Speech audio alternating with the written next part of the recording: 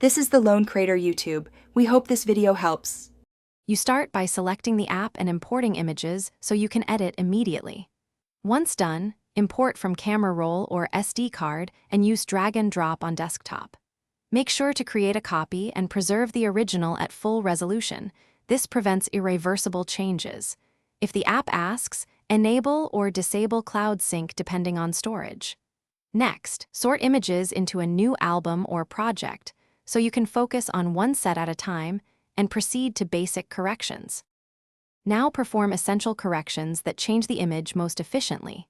Start with autocorrect for exposure and white balance, then manually tweak exposure, contrast, and highlights to taste.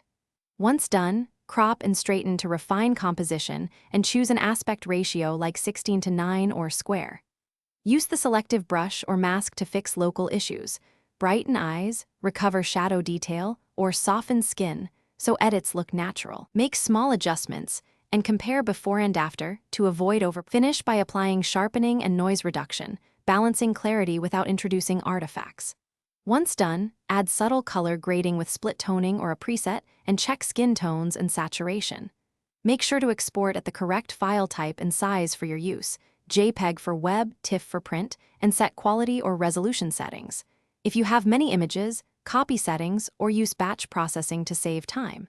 If artifacts or banding appear, backtrack recent adjustments or reduce setting strengths. That usually resolves issues.